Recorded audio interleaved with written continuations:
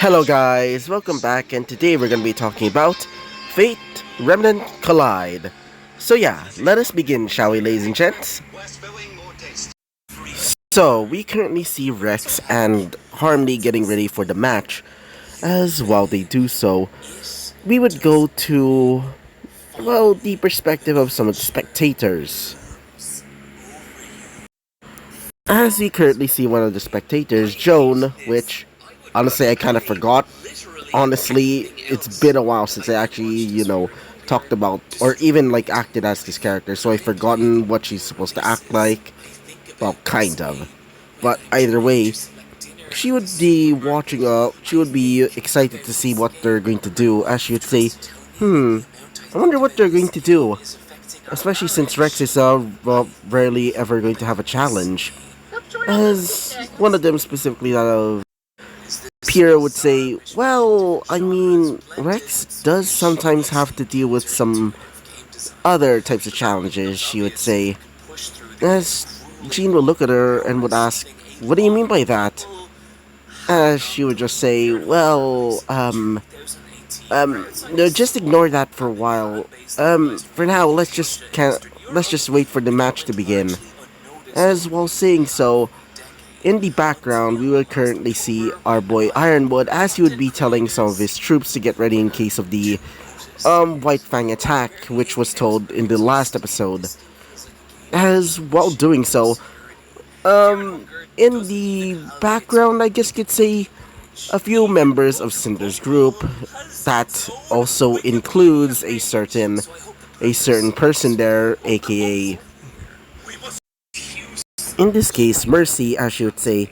So, when are we going to start the rebellion, she would say, or at least start the fall? As Cinder would say, patience. For now, let's just enjoy before the shit show begins, she would say. After saying this, she would look towards the rest of her group, as she would look towards in one of the stands, or at least one of the sitting areas, that of Walter, as he would be with that of our girl Tina, as she would look at him, as he would look back, as she would signal to him to get ready, as he would agree, as he would nod his head slowly. As we go back to Rex and his teammate, as we currently see our boys Rex and that of Harmony, as they would be on the field, as Harmony would be riding on her motorcycle, which actually I never really gave a name. I actually did give it the name in the notes, so I named it Barbados, or yeah, Barbados. Yeah, I thought my handwriting is freaking shit. It's basically chicken scratch at this point, but either way. Barbados, the bike, would basically transform into its buzzsaw form, as when she did transform it, Rex would basically jump out of it, or at least jump out of the seat, and would start twirling his spear, Gungnir, as he would transform it into its shield form, which, if you've forgotten, looks like this. As after doing so, he would be standing up, not really standing up, more like doing like some sort of like, I guess you could say superhero pose in a way, where he would be wielding the shield similar to that of Light. As while doing so, his teammate Harmony would be by his side, as she would be wielding two of the large freaking buzzsaw motorcycle things, like Cavalier from DMC5. As while doing so, their opponents would arrive. I was about to say a member of Vacuo and then another from Atlas. I meant that they were both from Vacuo. Wait for a second. So, anyway, continue on with this episode. As one of them would be wielding that of a large spear, the other one would be wielding that of, I guess you could say, knives? Well, they're not really knives. It seems to be more like stilettos. Not those type of stilettos. I mean the type of blade, or, not really a blade. It's more like a small lance. What do I mean by this? Well, the reason why stilettos are called stilettos is because they're actually named after a type of blade or type of weapon, which is basically just a metal stick with a point at the end. Imagine something that's, well, um, you know, what's her name? Yeah, Yor from Spy X Family was wielding. Yeah, it's basically what you call those types of weapons, as they seem to be glowing with some sort of hard like dust energy. As while doing so, one of them would say, "So you're our opponent? Hmm. Let's just see if you can actually survive our attacks." As one of them would say, "You know that one of them is freaking Rex. Rex freaking Goodwitch." As she would say, "Oh come on, don't be too shy. Besides, just because he's the so-called invincible king doesn't mean that he can beat us." As after saying that, Rex would say, pride comes before the fall, right?" As she would say, it's not technically pride. It's confidence, she would say. As she would be wielding her stiletto blades, or stiletto weapons. As while doing so, Rex would say, "Let's do this." As Rex would transform it back into its bow form. As while doing so, the match would begin. As the match starts, we would go to another perspective. As we go back towards the White Fang Radicals, I'm just gonna call them the Radicals because, from the last episode, our girl Shiena is currently with her own faction of the White Fang, which are more interested in, like, actual equality instead of freaking radicalism and, Faunus supremacy.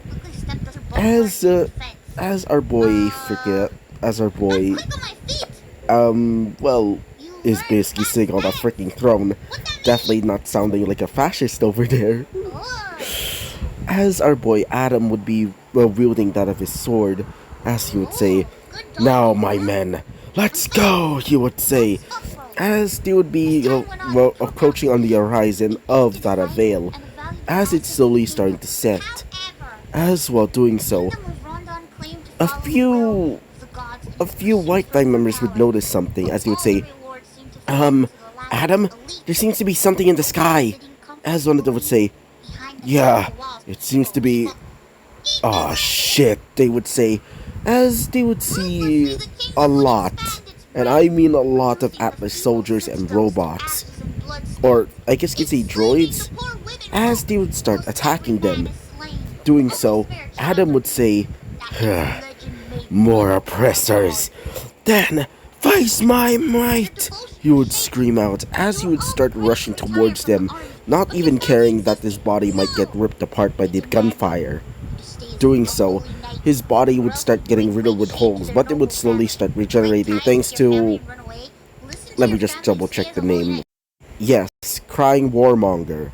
As while doing so, some of the Atlas robots wielding, I guess you could say, chainsaw-based blades or weapons would start trying to cut off his limbs, including that of his arm that was used for, well, his gladius.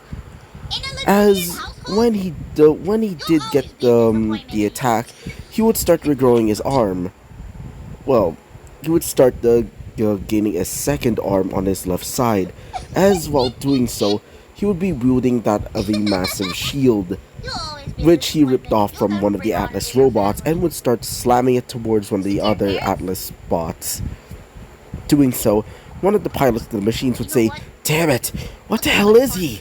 As one of them would say, "Well, from what we were reported, apparently he's some sort of, like, servant human, or in this case, Faunus hybrid." As he would say, "So, you know of the revolution.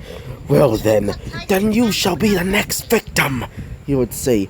As while doing so, he would rush towards them instantly, as some of the White Fang radicals, still aligning with him, would start attacking as well, shooting out using their weapons from gunfire to dust-based bullets, to that of melee attacks from dust-based, well, weapons. As whilst this was happening, currently some of the... well, wait for a second, let me drink my water. As while this was happening, some of the Grim would start feeling, or at least start sensing the negative emotions during the fight, as they would start becoming agitated, as Grim do, as they would start to break out of their cages and some of the containment like parts of the ship, or in this case, the bullheads.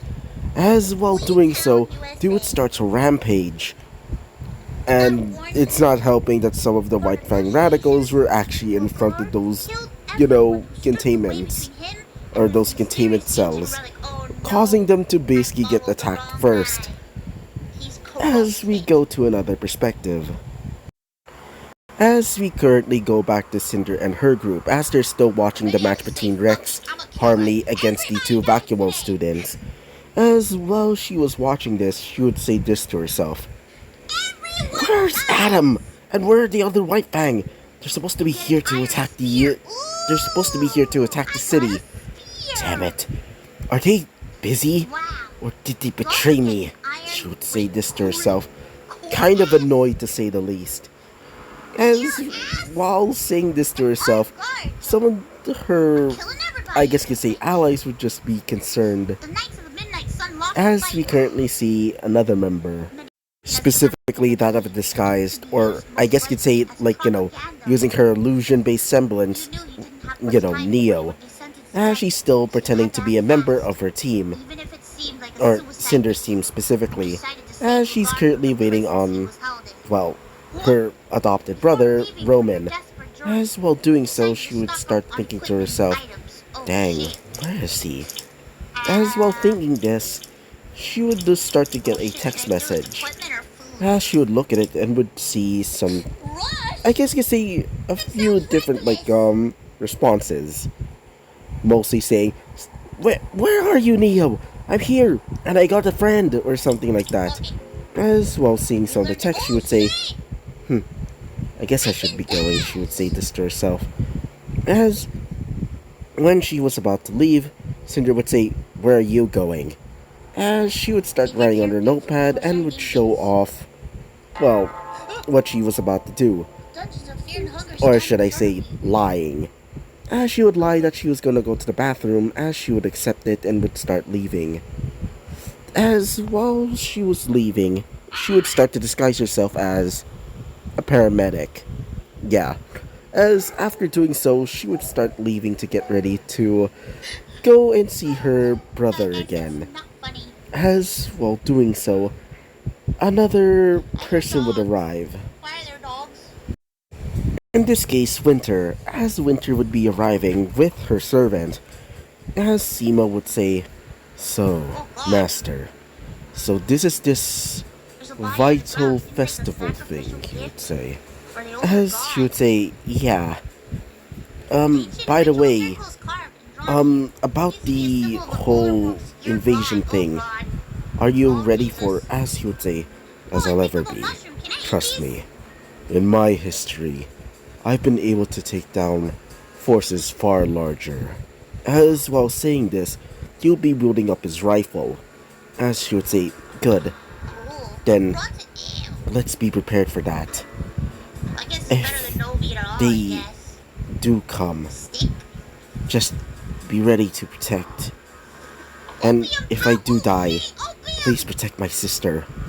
As after hearing this, he would look at her and would say, very well, Master. If it comes to that, I'll gladly. As after saying this, she would accept and would say, thank you, Assassin. As he would say, well, you are my student. And your sniper training is doing pretty well. At this point, you're going to become like me, though without my personality. Or at least my circumstances. As she would say, I'll take that as a compliment. As they arrive at the arena, they would see the still going on fight or duel between Rex, Harmony versus that of the Vacuole students. Wait for a second, mine. As we go to another perspective, in this case, Salem. As she would say, so ruler, so we just need to have those people in Vale dead for the ritual to finally begin. As he would say, Yes, and soon the Holy Grail War shall begin. And so, we'll be ending off this episode right off here, guys. So yeah, bye-bye!